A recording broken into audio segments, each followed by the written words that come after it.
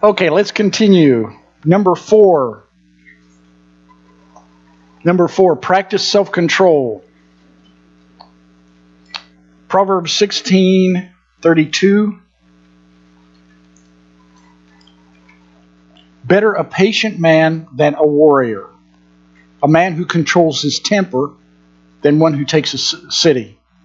That's an interesting contrast, isn't it? There's a contrast there, and this is one of there's a certain pattern in Proverbs that appears through a number of the Proverbs, what I call the better than pattern. Better this than this. Better a patient man than a warrior. And then in the next line, the contrast continues. The patient man is described as a man who controls his temper, and the warrior as one who takes a city. Now, why would he be saying that? We think of warriors as tough and they're, why would that be better than somebody who's being patient? Well, I think what he's doing is he's contrasting outward. He's contrasting a kind of, you might call it an outward strength with an inner strength. The person who controls his temper, the patient person, is somebody who has inner self-control, and I think he's saying somebody could be a warrior, take a city, but not have self-control. Another passage, chapter 25, verse 28.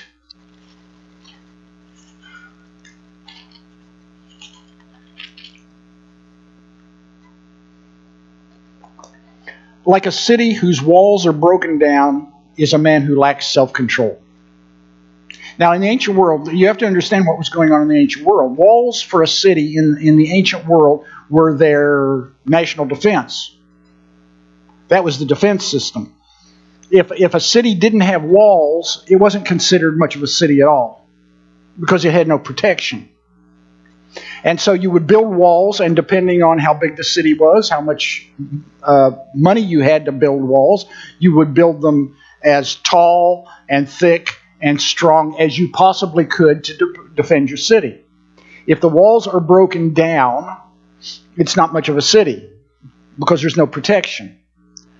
And this idea of walls as protection continued for a very long time, and down into the Napoleonic era, they were still attacking city walls. So walls are very important. And by the way, after the exile, when Nehemiah returned to build the walls, that's the context for that. Jerusalem's walls were in shambles, and although Jews were going back, they had no protection. So in this, what he's saying is a city whose walls are broken down has no protection, and that is just like a man who lacks self-control.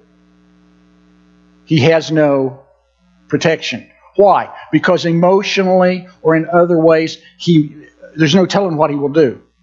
We talked about budget and we talked about planning, but specifically about budget. A budget is of no help whatsoever unless you've got self-control. Create all the budgets in the world that you want to, and without self-control, you can just throw them out the window. I mean, we can budget X for this, but if I have no self-control, then I may say, no, I want this, and so I just get it. So self-control is very important. There's a book, it's a fairly old book at this point, by Richard Taylor called The Disciplined Life. It's a classic having to do with self-control. He begins the book by saying, the world belongs to the disciplined. And while you might say that Taylor gets a little carried away with his view of self-control in every single area of your life, we live in a society that tends to lack self-control so much that maybe his overemphasis in some ways of self-control, maybe that's what we need, because we've gone so far the other direction. But that's a book I would recommend to you. Money is seldom the solution to money problems. That may sound like an odd thing to say, but I think it's absolutely true. Money is seldom the solution to money problems. Very often, the real solution has to do with self-control. I mean, why do people get into money problems? There can be a lot of reasons why people are in financial difficulties. A lot of reasons. Some of them beyond the person's control. Absolutely. But many of the money problems that we face are not beyond our control. It's actually because of our lack of self-control that they occur. One of the most important things that we can do in our finances is just learn to say no to self. And if you're parents of with kids that are still at home, the second best thing you can do is learn to say no to your kids, which is hard, but it's very important. It's very important to learn and to find maybe ways to not buy things on impulse. I mean, have you ever found yourself in a store thinking, "Oh, I need," and you get home and you think, "Why did I do that?" Well, you see, it was an impulsive thing. For that moment, you lack self-control. I remember when I was a preacher student and we were in a preacher's club, and this is probably especially geared toward preacher students. One of the guys, it was actually one of the faculty members at the school said, "Never buy a book on a blue day." He said, it may give you a brief perk, but you'll find yourself with a bunch of books that you really didn't want anyway. Now, it may not be books for you, but what is it that if you're having a blue day, what is it that you would be geared to buy just to feel better? Don't do it. That's a very expensive way to feel a little better. Okay, number 5. Hard work. Proverbs is very big about hard work. Notice chapter 10. And this is just a few of the many verses, actually, that could have been pulled out. Proverbs 10, verses 4 and 5.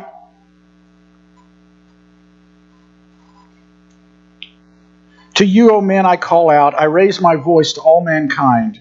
You who are simple, gain prudence. You who are foolish, gain understanding. And I read the wrong chapter. It would help if I'm in the right chapter. As I was reading it, I thought, this sounds familiar, but it doesn't sound like the passage that I really wanted. So now in the right chapter, lazy hands make a man poor, but diligent hands bring wealth. He who gathers crops in summer is a wise son, but he who sleeps during harvest is a disgraceful son. Two proverbs that are related to each other and have these parallel lines. Lazy hands makes a man poor. Contrast. Diligent hands brings wealth. Next line, he who gathers crops in the summer is a wise son. Contrast, he who sleeps during harvest is a disgraceful son. So they form a pair, and both of the pairs have these parallel lines. One of the favorite characters of Proverbs is the lazy person, and the lazy person goes throughout here. In the past, I've done a lesson sometimes just called. It used to be called Who's the Sluggard, but in the newer translations, who's the lazy person in Proverbs? And by the way, I came to the conclusion that he's all of us at some times. Most of us probably, I don't know about you, but if you think about your life, you probably can be very self-disciplined about some things and very unself-disciplined about others. And you can probably be very hardworking in some things and at other times very lazy in other ways. So I think there's a bit of the lazy person in us, but not to. He really talks in extremes here, but notice he contrasts being lazy with being diligent. and the one who gathers crops with the one who sleeps through the harvest. So that's all emphasizing working hard. Notice also chapter 6. I said that I'd talk about the ants later. Chapter 6, verses 6 through 8. Go to the ant, you sluggard. Consider its ways and be wise. It has no commander, no overseer or ruler, yet it stores up its provisions in summer and gathers its food at harvest. So, he's looking at ants and he sees, what does he see? Ants are hard workers. The lazy person or the sluggard needs to look at the ants. Not only are they hard workers, but they're hard workers without a commander or an overseer cracking the whip or threatening to fire them. They just work real hard. And what do? They store up provisions in the summer. They gather food in the harvest. And he's saying human beings need to be like that. We need to work hard. There are other passages that we could go to as well, but this is really an important issue. It may not be particularly to you, but in society in general it is. There's quite a number of people out there who want to make big incomes with minimal effort. Work ethic really isn't what it used to be. And but among people who want to honor God and people who want wisdom for their finances, then hard work is important. And for a number of reasons. For one thing, whatever your present job is, work so hard, so diligently, that you make yourself indispensable to your employer. Do more than is expected to you on the job. Well, why would I do that? I'm only being paid for X. Well, if you're in the New Testament, in Colossians, Paul writes to slaves and tells them basically to do more than is expected of them. And not to just work when their master's eye on them and they'll get in trouble if they don't, but they should be working as if they were working for God, because they are. They're working for Christ and to honor Him. And if we think of it in that perspective, then we should be working hard at our job, not because of the pay or the boss or even the product, but because Christ is Lord. And we honor Him by that. Also, working hard can be very important. If you go through the budget form and find, okay, I've trimmed everything I can trim, and it still doesn't match. There are still too many expenses and too many expenses that I simply can't trim. Then the time may come to get another job to increase your income. And it's hard to work a full-time job and then to work a second job. But sometimes that's what's necessary, and you do what's necessary. Work hard. Number 6, produce before you consume. Produce before you consume. Notice Proverbs 24:27.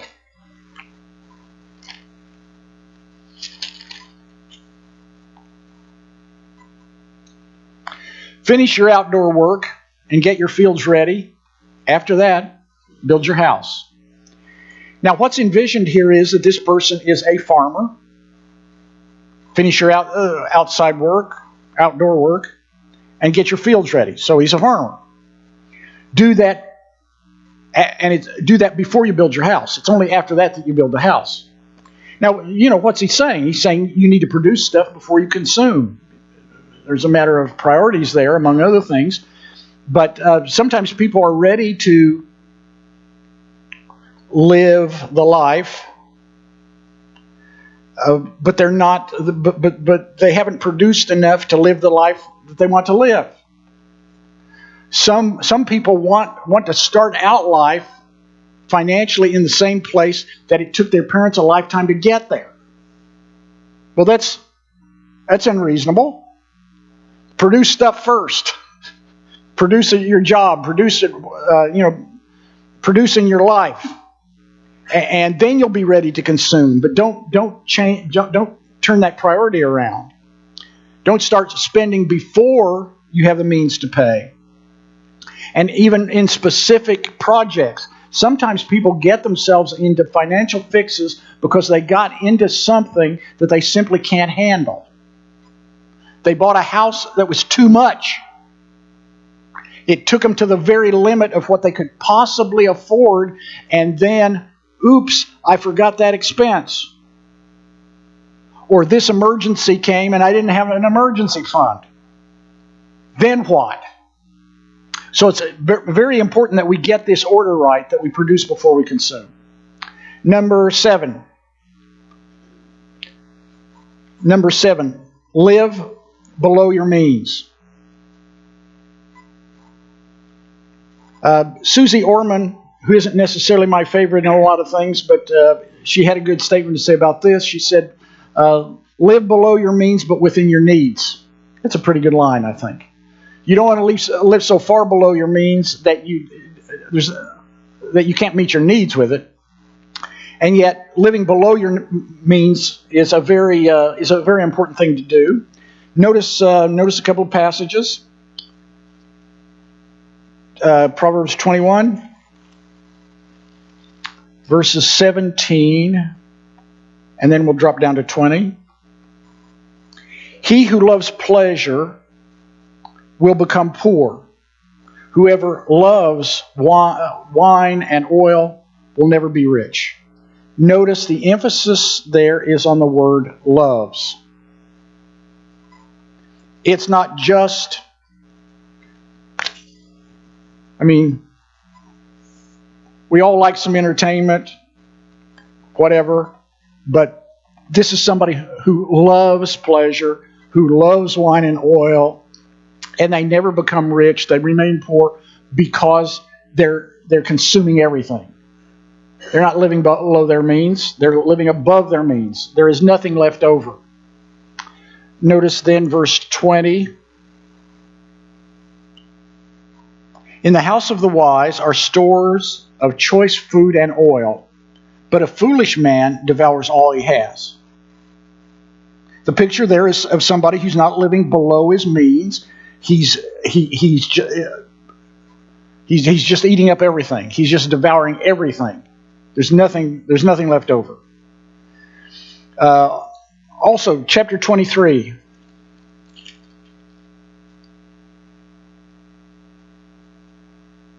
Verses 19 through 21.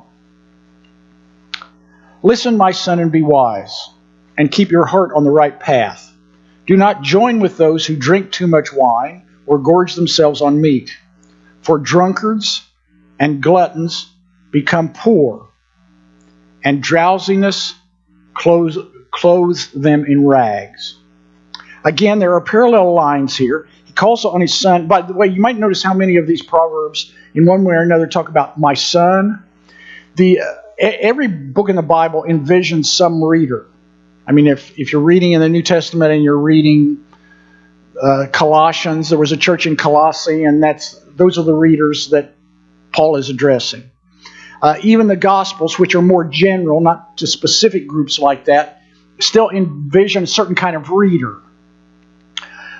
For Proverbs, the envisioned reader, and this is important in understanding all of Proverbs, the envisioned reader is a young man, and Proverbs is building character. Now, does that mean it doesn't apply to the rest of us? I'm not a young man anymore, but it still applies to me. Whether man or woman, young or old, it applies. But just like in reading Colossians or some other book, it helps if we know who the original envisioned reader was. And that's the reason why my son comes through so often here, because it's young men and it's meant to develop their character. But it can do the same thing for us as we read it, but we read it in the context. He's exhorted to be wise, to keep his heart on the right path. And how do you do that? Here's a specific instance.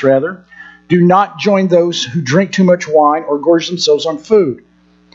4, important word. This is the reason why.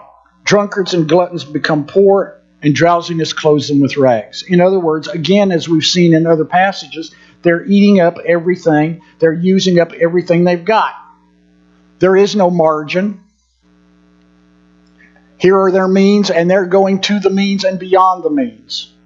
And that is a huge problem for people. As I've said, people who buy a house that they can't really afford. And so I would suggest buy a house that is below your means to buy. Not even at your means, because it leaves no margin.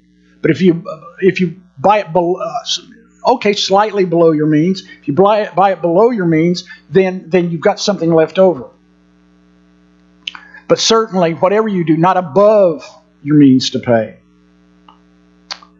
Another example would be keep your car longer by just making sure that you maintain it and that you can keep driving it longer. Warren Buffett, who I keep referring to, but it's said of Warren Buffett, in fact, I think he said it of himself actually, that he drives a car until his daughter tells him it's embarrassing. And then he gets another one. But it was sort of like Bill Gates, who's a friend of Warren Buffett, said, as long as Warren can get a cheeseburger and a Coke, he's just fine. He lives in the same house that he bought in the 50s. He created what did they call it? It was a millionaires club to give away, pledging to give away their money to good causes. And he was asked, I wish I could remember the exact amount, so I may be wrong on the amount, but I'm right on the idea. He was asked, well, do all millionaires and billionaires flock to this? And he said, no, some of them just think just think that if they gave too much away, they just wouldn't have anything left. He said, I've thought about writing a book called How to Get By on $500,000 a Year. And all the millionaires who were around him in this interview broke out into laughter, just like you did when they heard that. How much do you need? Okay? But anyway, that's kind of a side. But it's difficult for us. It's like the little it's like the little poem. Now, a little luxury. Don't you cry. You'll be a necessity by and by. Things that we used to recognize as luxuries somehow became necessities. Got to have it. And as long as we keep that up, the idea of living below our means becomes difficult, if not impossible. But another way to word this, in fact, I thought about the point before was produce before you consume, and I thought about wording this one, produce more than you consume. And that's the idea. You're living below your means. You're actually producing more than you need to live on the lifestyle that you're living. Number 8. Take care of business, and it will take care of you. Notice Proverbs chapter 27, verses 23 through 27.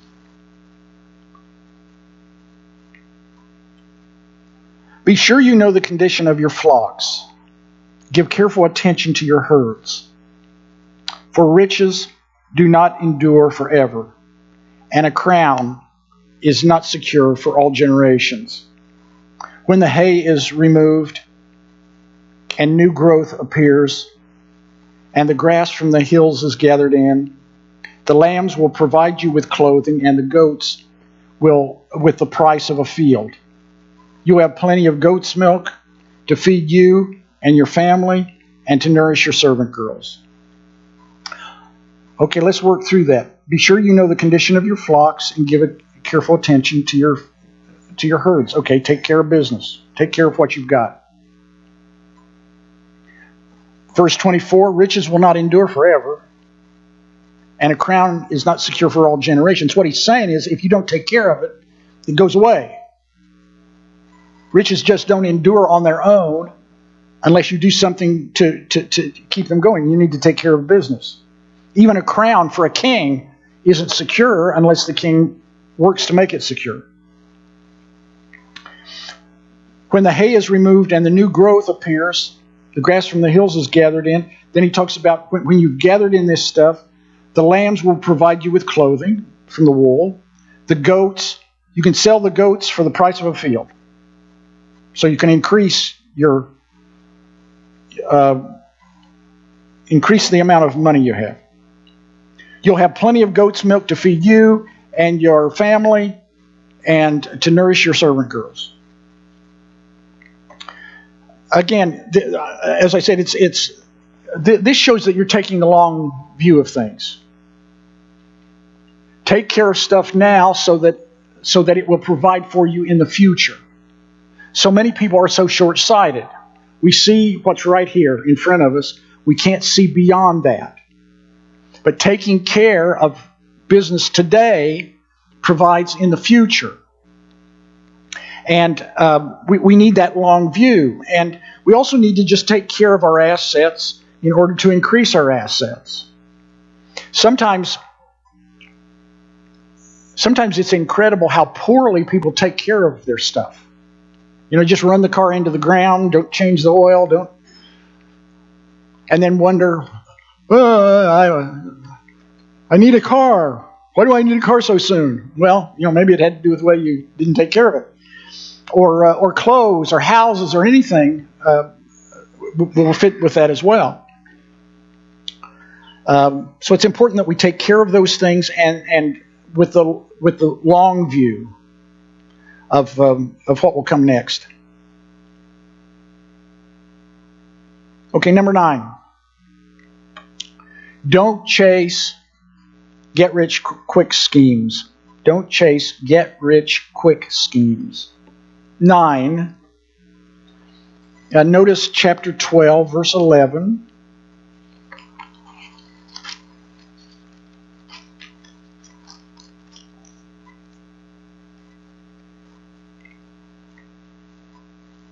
He who works his land will have abundant food, but he who chases fantasies lacks judgment. Chapter 28, verses 19 and 20. He who works his land will have abundance of food, but the one who chases fantasies will have his fill of poverty.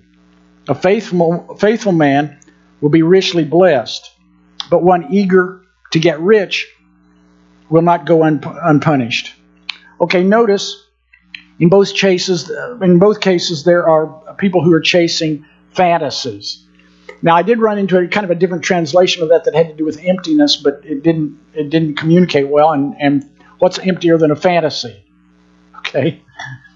We all know some people who always have the next scheme that's going to make them rich. Surefire. This is a surefire investment. Quick returns, low risk.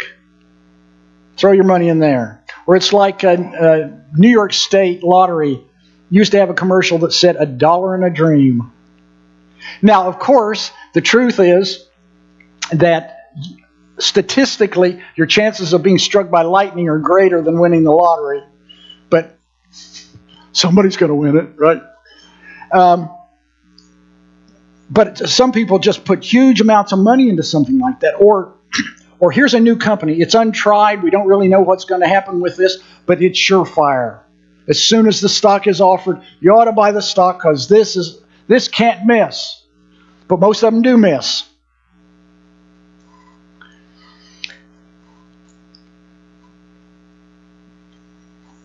And again, we all know people who get involved usually into one thing after another that are sure to make them rich and never do.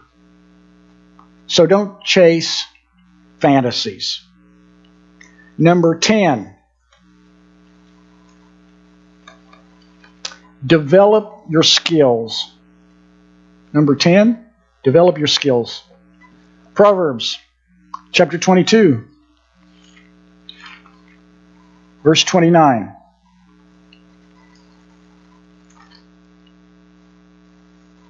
Do you see a man skilled in his work? He will serve before kings. He will not serve before obscure men. Now, what's he saying there? He's talking about somebody who's skilled, who's good at what he does.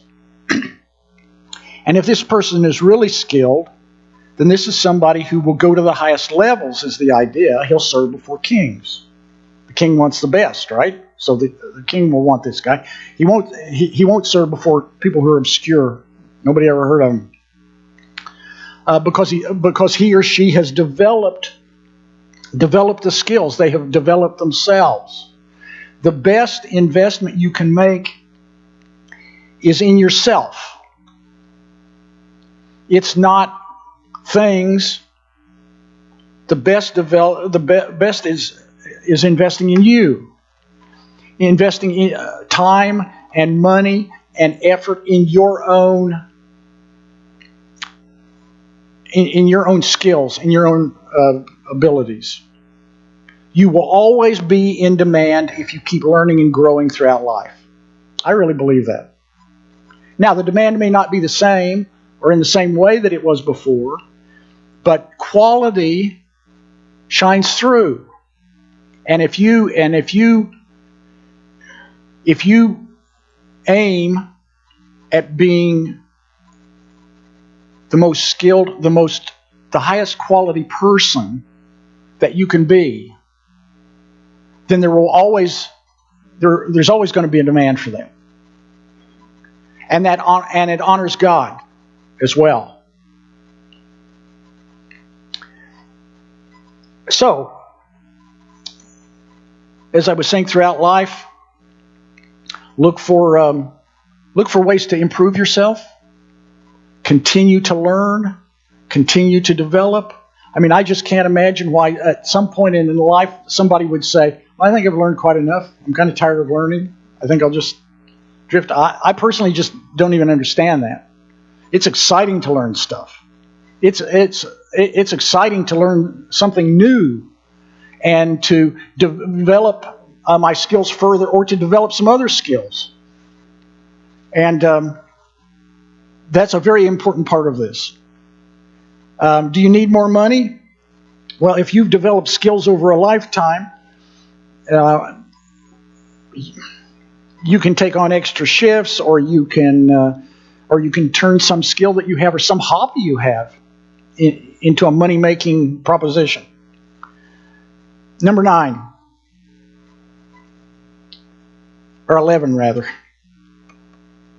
Yes, I don't think we want to do 9 again, although it was a really good one. Number 11, be honest. Number 11, be honest. Look at chapter 10. Verses 2 and 9. Verse 2, ill-gotten treasures are of no value, but righteousness delivers from death. A lot of people don't believe that, but that's exactly what Proverbs emphasizes. Dishonest, in the end, dishonesty is self-destructive and is of no real value, but righteousness will deliver from death. Okay, still in the same chapter, verse 9. The man of integrity walks securely, but he who takes crooked paths will be found out. Integrity means honesty, or it means you're a person of moral character who can be depended on to act in that way. A person of real integrity. Peter Drucker, some of you may be familiar with him, but Peter Drucker was considered the dean of business management. And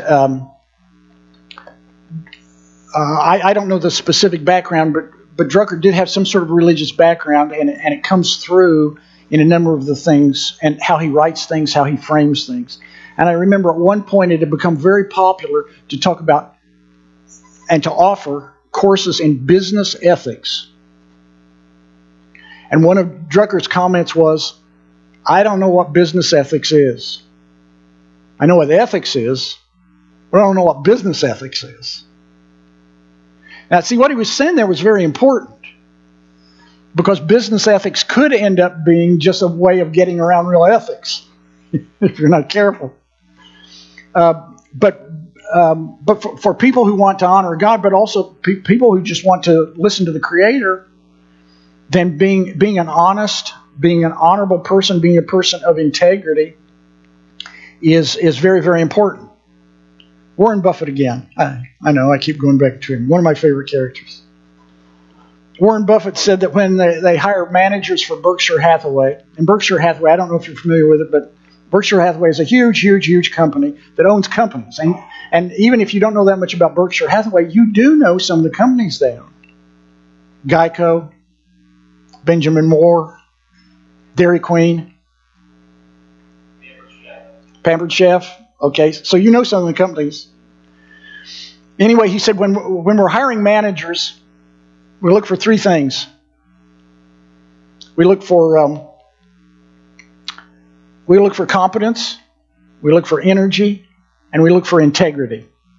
And he said, and if they have the first two, you better hope they've got the last one. Yeah, what you don't want somebody who is competent and energetic and has no integrity. Okay, that's what he's saying. But as people who believe the Bible, who fear God, then that just goes without saying. It doesn't seem to have anything to do with money, but it has everything to do with money. One of the things they have found, just in the business world, quite apart from even thinking about Christian principles, is that that people do not follow leaders well who they perceive as lacking integrity. So this is very important. People may think that they can get ahead by being dishonest, but a lot of times what they get ahead, they get ahead in prison. My son James and I met an older gentleman in a restaurant, delightful guy, hilarious guy. But at one point he said to us, My wife and I are in iron and steel. She irons.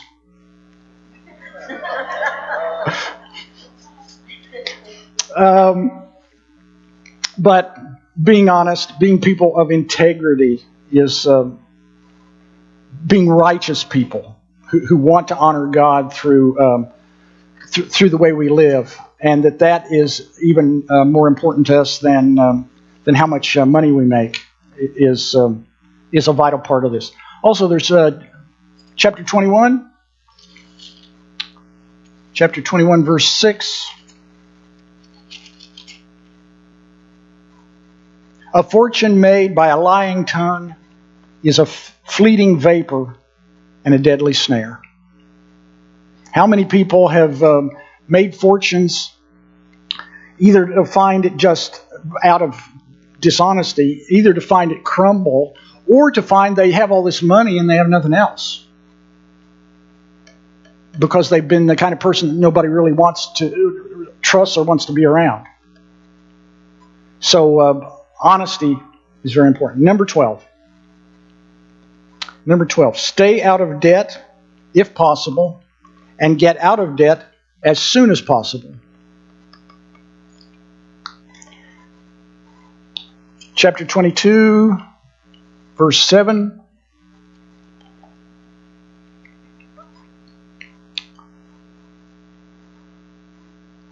The rich rule over the poor, and the borrower is servant to the lender.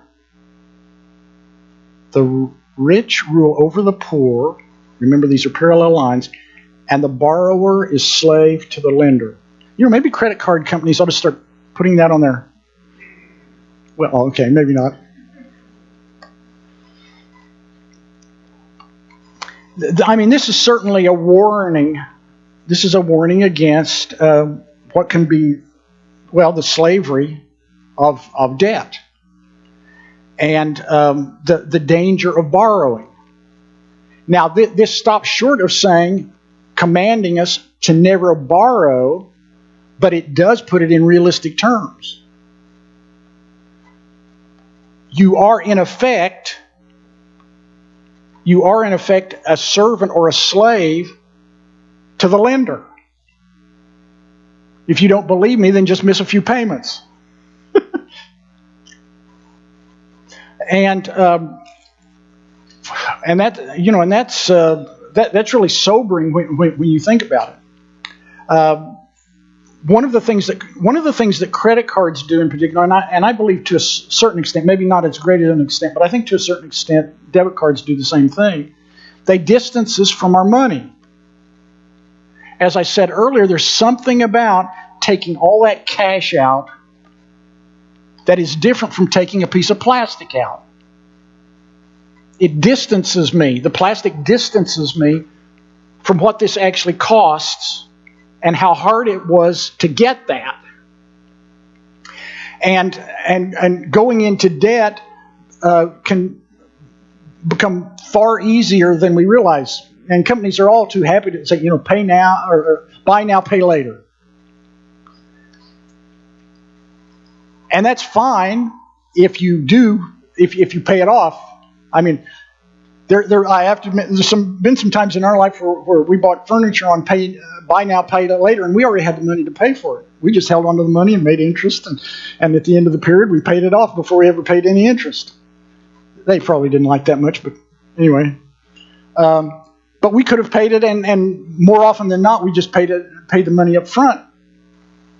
But it's very easy to get caught into a cycle of I've got all these buy now and pay later, but all of a sudden those pay later bills start coming in and they're really high, and I didn't ever put anything aside to pay them, and so I'm paying more and more and more. And as I've said, if you're not aware of this, then really look at your credit card statement and see what kind of interest you're paying. As I said earlier, you wouldn't pay that for a car. You wouldn't pay it for a house, but you're paying it on a credit card. It is also quite amazing to me, people who buy something on sale. I got such a bargain, and I put it on the credit card, and I pay it off on time, and I end up paying a whole lot more for it than I would have if I just got it, and it's not on sale, for cash. Now, paying cash, as I said, the first time I ran into a guy who paid cash for an automobile, I was amazed, pretty stunned. And now I think it's such an incredible idea, such a great idea. And we do that. But I will say this. This is kind of my formulation, but I believe that there are different kinds of debt. I'll call them good debt, so-so debt, and bad debt. You say good debt? Yeah. Most of us probably can't pay cash for a house. Some of us may be able to, but most people can't pay cash for a house. I would call that good debt, assuming that you got a good deal on the house, okay, and that you weren't, hasn't gone yet. I would also call educational debt good debt. Education pays for itself generally, so I would call that good debt. So-so debt I would call a car. What do you call a car? I mean, you drive it off the lot and the value of it immediately drops, and yet it's a kind of practical necessity for most people. It's not an investment, except maybe in very rare cases. So I call it kind of a so-so. Bad debt, borrowing money for a vacation, borrowing money for luxuries, that's bad debt. Pay cash when you can. I would also advise buy only what you can afford now. Also, if you're going to use a credit card, pay it off every month. We pay off the total balance every month. I do use a credit card. We do use credit cards, but we pay it off. We pay it off every month. And I remember one time I was talking to a young woman, and they had a balance on their credit card. I don't know what it was, but it was a pretty good balance apparently on the credit card. And she said, "I don't understand it. We pay the minimum every month, and it never gets smaller." Oh dear. Where do we start? Have you stopped spending? That would be one thing. And the minimum, at minimum, you'll be on it forever. But a lot of people kind of live with that. You know, I pay the minimum, but it just gets bigger and bigger. Well, of course it gets bigger because you keep, for one thing, interest, but you keep buying stuff and putting more and more on it. And so if you are in, for instance, credit card debt and want to get out, not just credit card debt, but any debt, work out a plan to start paying it off. Dave Ramsey suggests paying off the smallest one first because it encourages you. Now, something can also be said to pay for the one with the highest interest, I think, but it just kind of depends on how you're geared up. If you need the encouragement of paying off the small one and seeing that one actually can go away, then do that. But if you really want to get the one with the biggest interest, then do that. But work out a plan to start actually paying them off. And like with credit cards, stop charging and pay more than the minimum. And pay as much as you can on them to get out of that. Okay, number 13.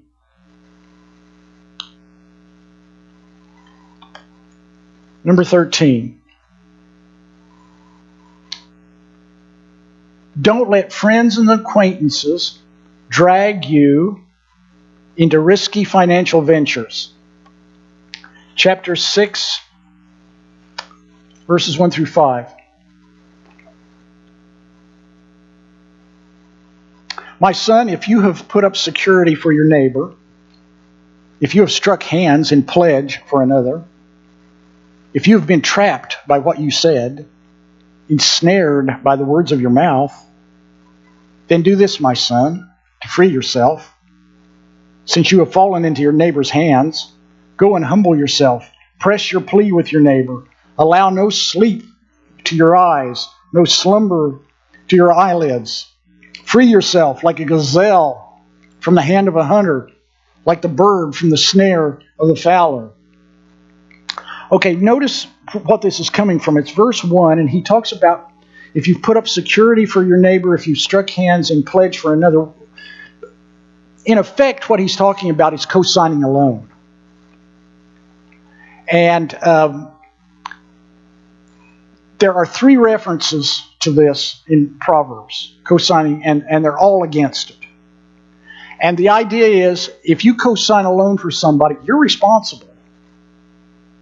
If they don't pay or can't pay, you're responsible. So it can be a snare and a trap, just like he's talking about here. You can end up with a debt that wasn't your debt until you co-signed, and a debt that you may not be able to pay. I mean, can you pay that on top of whatever else is going on in your lives? Anything else that's going on. Let's notice a couple of other passages here. Chapter 11, verse 15.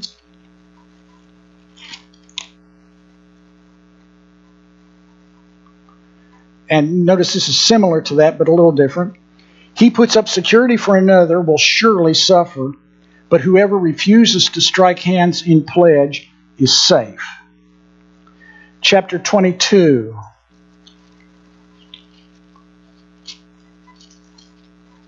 Verses 26 and 27.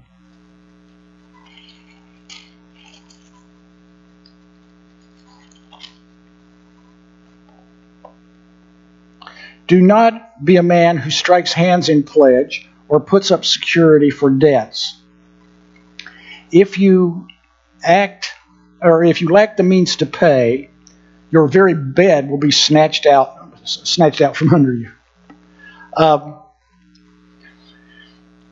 You've got a couple of things going on here, I think, in this what should I say? This getting into this. In effect, some of these look like it's basically a partnership. that you have a friend or neighbor or relative that wants you to co-sign, and it probably and in the context of Proverbs, it probably has to do with some kind of business arrangement, and you've gotten yourself involved in something that that can come back and haunt you. Now, those things can happen. Those things can happen anyway, even when you don't consider it risky, and we just have to deal with them. I knew a man once, a Christian man. He was in business with another man.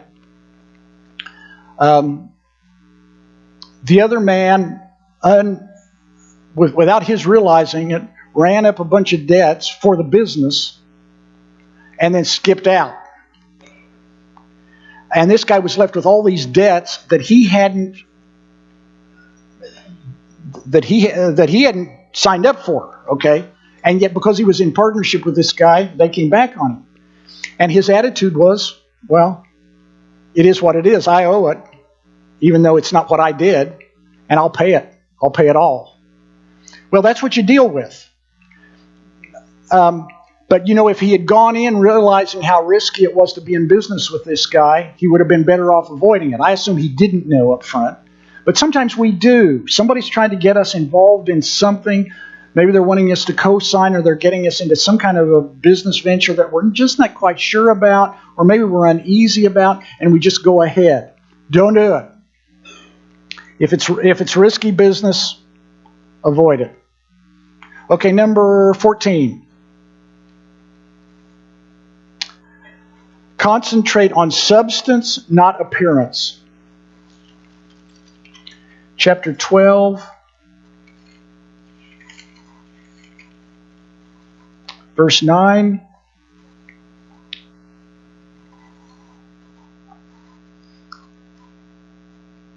Better to be a nobody and yet have a servant than to pretend to be a somebody and have no food. Isn't that good? You've got one person who says, I'm somebody, but doesn't have no food. Somebody else who's considered a nobody, but he's got a servant. Chapter 13, verse 7. One man pretends to be rich and has nothing. Another pretends to be poor, yet has great wealth. Both of those are talking about substance rather than appearance.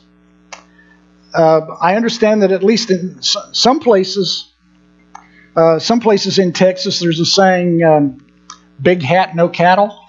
Ever heard that? They say the same thing in Alberta, by the way, which is the Canadian Texas, but big hat, no cattle. Well, see, it's appearance. It's not substance.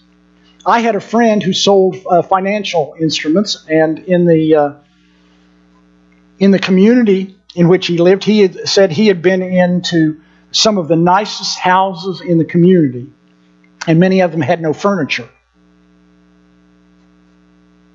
Why? They put everything into buying the house. There wasn't any money for furniture. So you see it from the outside, and it appears like they've got it made. But the truth is they're struggling to keep their heads above water because everything is in the house. There's nothing else. It's appearances. In the end, it doesn't matter how you appear to others. It only matters how you appear to God. And if you realize that, then you don't have to try to impress people by what you got. What's more important is the substance. And I also, in my thinking, go back to The Millionaire Next Door, where the millionaires that he, as a group, the millionaires that he interviewed didn't care about appearances. They were what they were. They were financially conservative people. A very high percentage of them had started their own businesses, and they worked very hard to build those businesses and keep them going. They, like the guy who didn't drive the Mercedes or the whatever to work, couldn't imagine why you would do that. Why wouldn't I drive my truck? Why would I put on airs in front of the guys who work for me? Why would it was inconceivable to him. It wasn't just posturing but some people want to look good. Peter Lynch, a number of years ago, and he was a big man at Fidelity. They considered him kind of the golden boy of that era in mutual funds. And he said when he was looking for a company to invest in, he really liked the companies where it was hard to find their corporate office. And when you found it, it was in a back alley somewhere and a plain brick building. What he didn't like were the ones that had the big flashy buildings and all the money that was poured into it to look good. He was interested in the companies that were interested in building the company, not interested in looking good to everybody else. I think there's a lot to be said for that. Now this is not something totally new. Somewhere I have that. Where is it? Oh, right there. Yeah. This idea of being showy and so on. This comes from someone who lived in Rome. In Rome, you have to pay for everything. Everybody dresses above their means. Sometimes at somebody else's expense. It's a universal failing. We all live here in pretentious poverty. That was written by a writer by the name of Juvenal, who lived 2,000 years ago. The more things change, maybe the more they remain the same. People still like to look good, and sometimes we're spending money we don't really have just so we will look good for others, and we just have to ask ourselves, why are we doing that? In the end, what really counts is the way we look to God, not the way we look to other people. Number 15. Hard work is better than big talk. Hard work is better than big talk. Notice chapter 14, verse 23.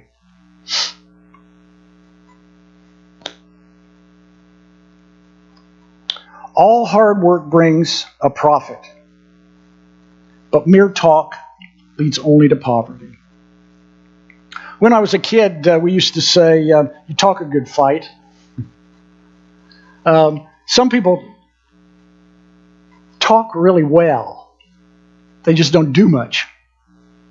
They can tell you all the stuff they're going to do or brag about the stuff they have done, but if you really look at what they are doing, they're just not doing much of anything. But working hard, I like something said by Graydon Waters. Exercise your right to take action and leave the talking to others. Let's just be about working and doing the things that we need to do rather than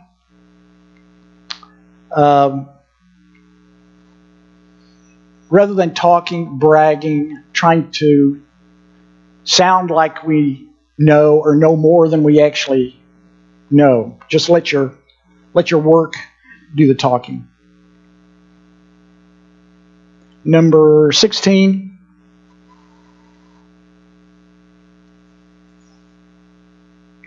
Build up your finances little by little. Build up your finances little by little. Chapter 13, verse 11.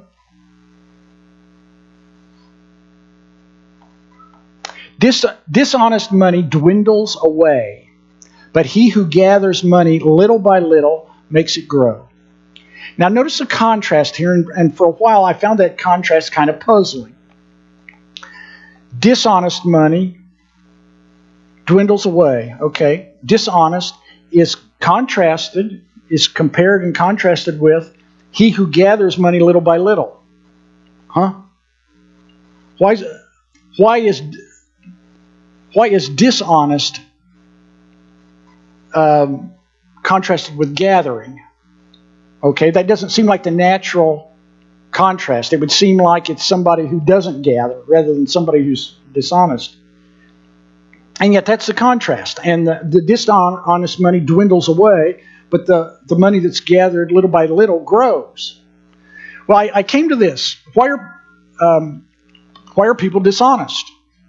Well, there are probably a variety of reasons for that, but one of them is they're lazy. They don't want to put the hard work in that it would take to get it, so they're lazy.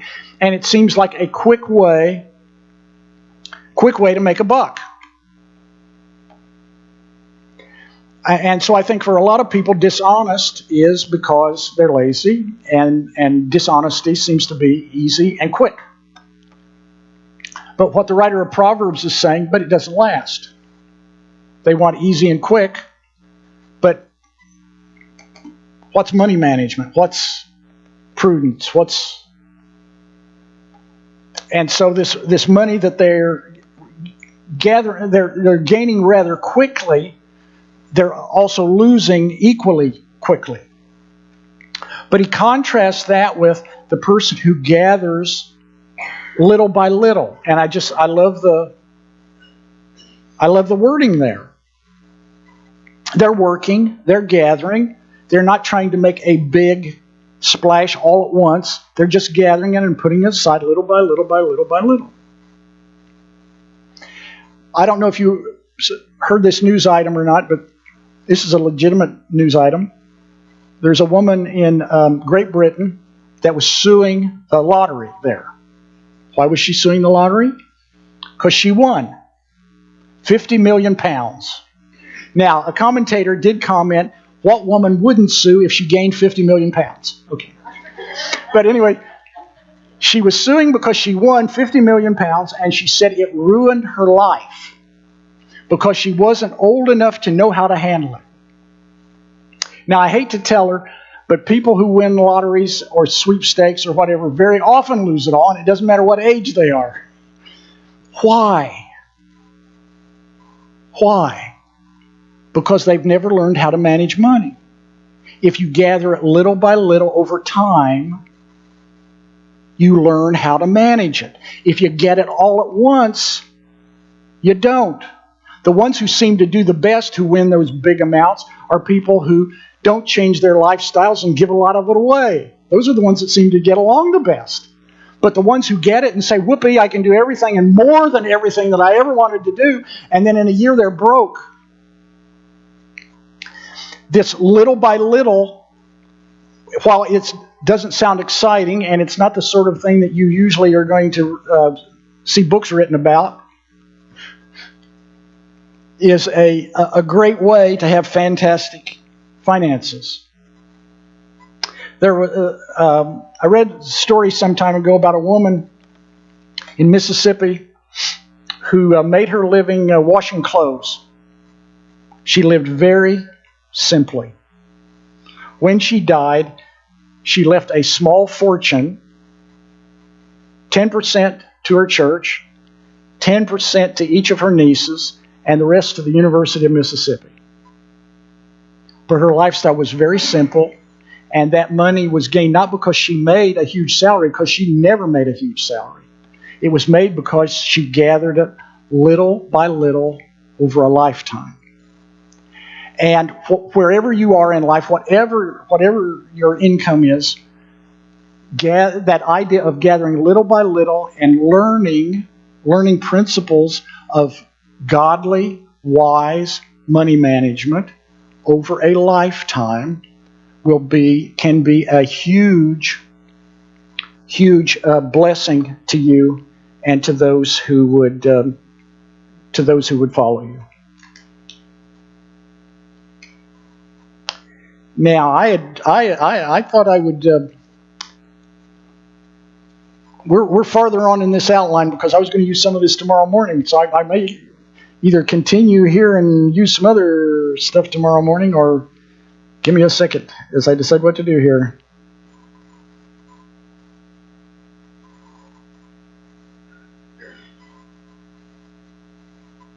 Let me at least hit one more. Number 17. Use your money to help others. Use your money to help others. Chapter 3, notice verses 27 and 28.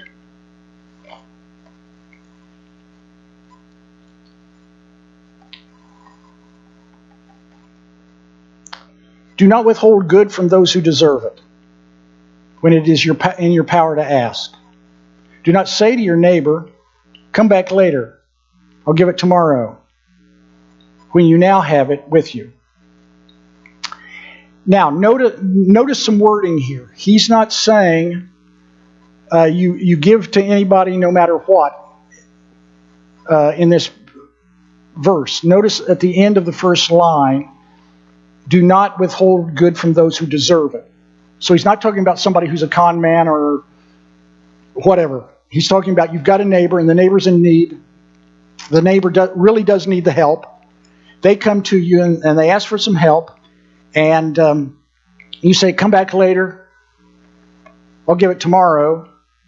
And the proverb is saying, help them when you've got the power to help them.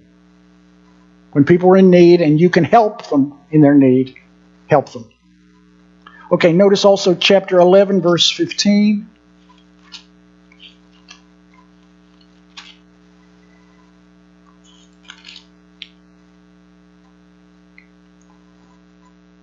That's the wrong one. 25. Helps if I can read. A generous man will prosper. He who refreshes others will himself be refreshed.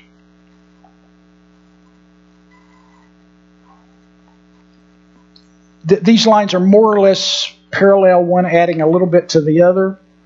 He's talking about how God, in effect what he's saying is God blesses the generous person. And somebody who refreshes others in this way will be refreshed. That wording, by the way, reminds me of, in the book of Philemon, Paul writes to Philemon, and he says that he refreshes the hearts of the saints. I really wonder if that's not an allusion to this. It would be very much a parallel to this in a lot of ways, because that's Philemon as he's being pictured there. He's somebody who had money. He was pretty well off, and that's what was unusual in the early church, where most of them were slaves or fairly poor people, and here you've got somebody who was wealthy, and he refreshes the hearts of the saints. So anyway, here is somebody who is generous, and this person will prosper, and as he's refreshing others, he himself will be refreshed. I just kind of have this notion that God, in effect, says to us, He watches our finances. And I think sometimes, at least, in effect, He says, you've done a really good job of giving money away and blessing others. So I think I'll give you some more so you can bless some more people. We a lot of times think in terms of what we want or what we need or us. But if we think about God gives us whatever it is He's given us. He gives us time. He gives us talents. He gives us money. He gives us opportunities. And He expects us to use those things that He has given us to be a blessing to other people. He has blessed us to bless.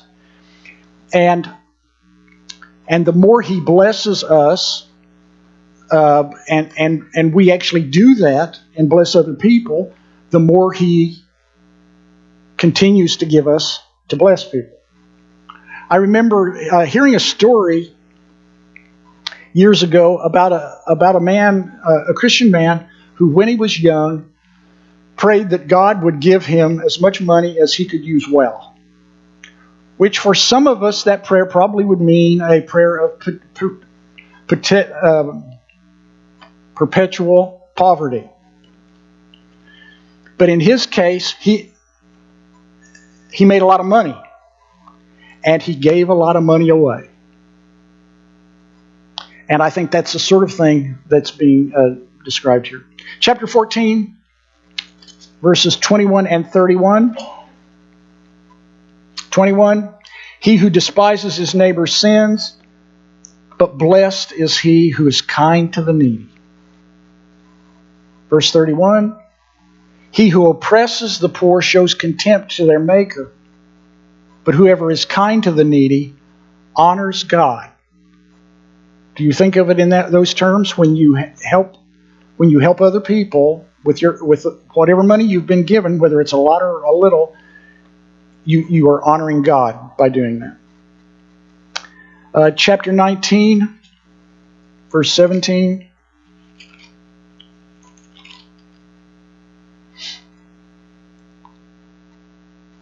He who is kind to the poor lends to the Lord, and He will reward him for what he has done. Isn't that a great first line? And have you ever thought of it that way? He who is kind to the poor lends to the Lord. What we give to others who are in need, in effect, is like making a loan to God.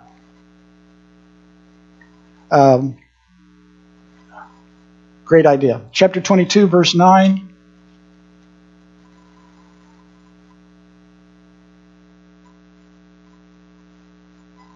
A generous man will himself be blessed, for he shares his food with the poor.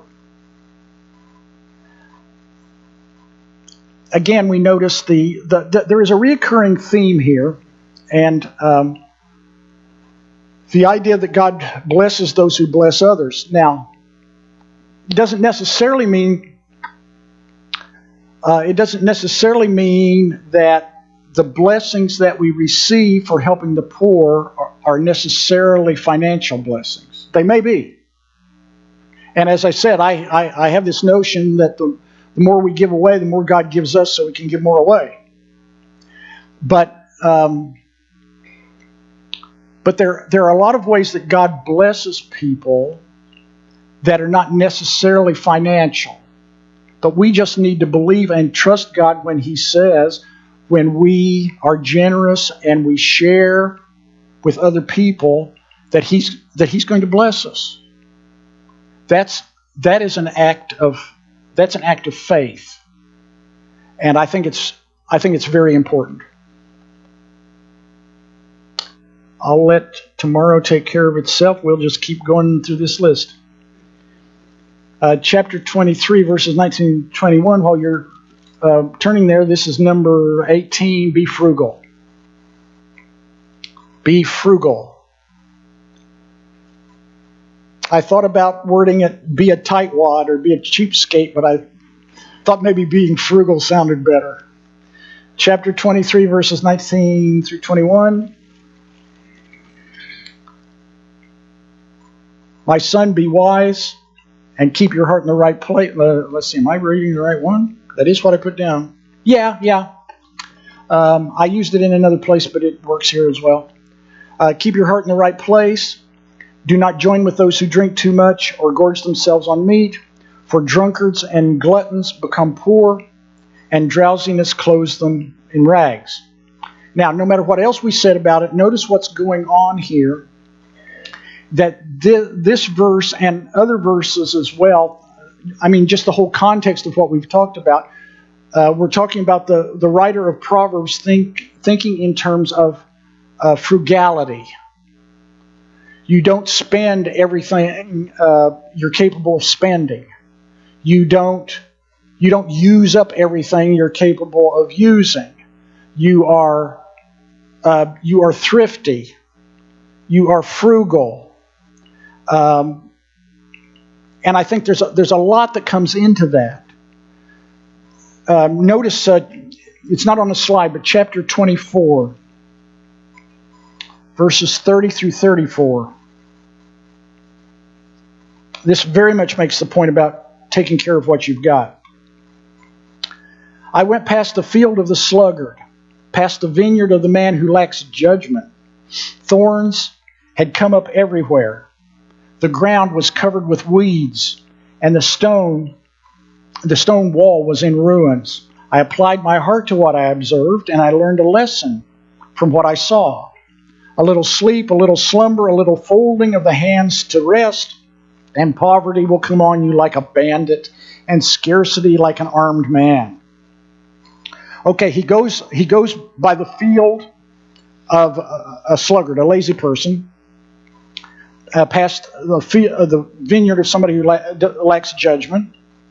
And what did he see? It hadn't been taken care of. Thorns came up everywhere. The ground was covered with weeds. The stone wall was in ruins. He hadn't taken care of his stuff. Part of frugality, I think, is living simply, but part of it is taking care of what you've got. And I think this is very important because we just lose perspective. I saw a news item. It was the sad story of a mother and her young daughter who were in hard times financially, and they could only go clothes shopping once a week.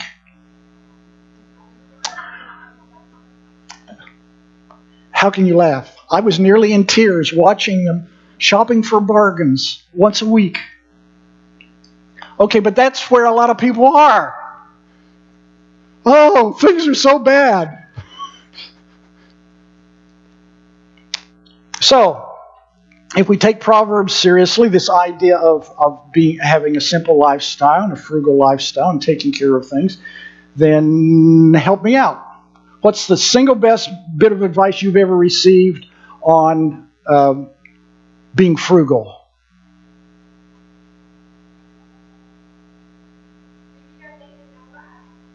If you don't need it, don't buy it.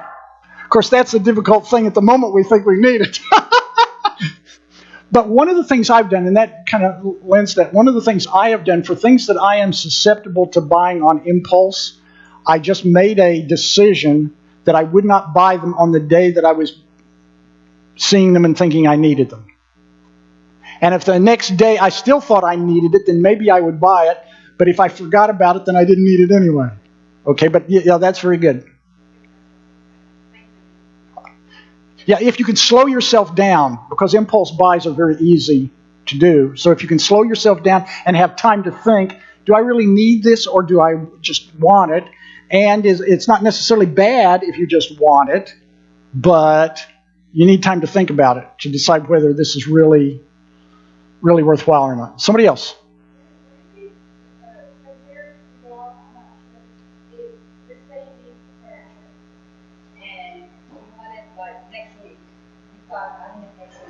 If you buy something real cheap that's going to break in 2 years, or you wait 6 months and you buy something, or whatever the time is, you buy something that's of good quality that will last you 20, 30 years. Is that frugal? Well, I think it is. It depends on, there's all kinds of levels. You've got cheap, and you've got mid-level, and you've got really expensive high-level stuff. My own view of it is buy good quality that will last. Yeah, not necessarily name brand. You don't have to have name brand. Your kids don't have to have name brand, even though they'll die without it. But it doesn't have to necessarily be name brand because a lot of times you're paying for the name. But people have different views of that, but I believe in buying quality that will last and will last well, and then not having to buy it so often. Like you were saying, something that wears out after a fairly short time or something that's going to last for a long time. I still have the bicycle that my parents bought 40 years ago. Uh-huh. I didn't have to buy one. Uh-huh. Very good. Somebody else? Try to live without it longer until you really can afford the better quality?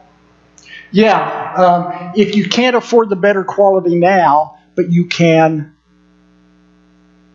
get by without it until you can afford it, then that's what you're. It's sort of like with a car. Let's say I have to keep my car going a bit longer so I can get something that's better, but that I can afford. There are times when you just need to stretch, I think, a bit. Yeah. If it's not broke, keep it. If it's not broke, keep it. Buying technology is like a ship going through the water. At the very front is the new technology, expense, etc. You drop back from the front of the boat a little bit, it goes down in price, but you get better quality, etc. The back of the boat is all the wore out trunk.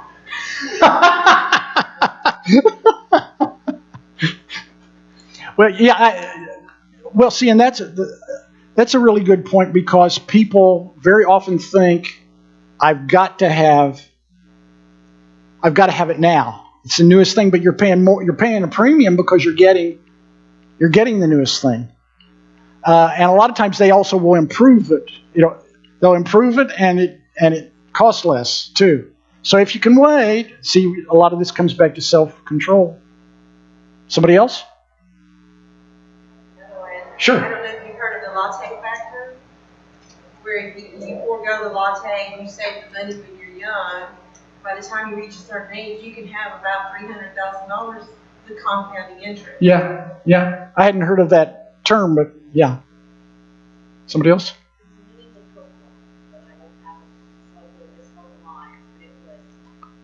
Mend it, fix it, wear it out, something. What would you say again? Mend it, fix it. Mend it, fix it, Wear it out. wear it out. Something else or do without. Something else that she can't remember and do without. Keep it up. Use it up. Thank you. Well, some other things. I mean, like buy in bulk. Probably most of you do that anyway at times. There's a book by Andrew Tobias called The Only Investment Guide You'll Ever Need.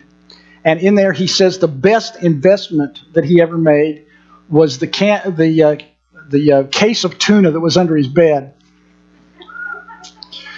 And what he was saying is he got it at a really great price, and it was something he was going to use. Now, what's different is if you're not going to use it and you got it at a great price.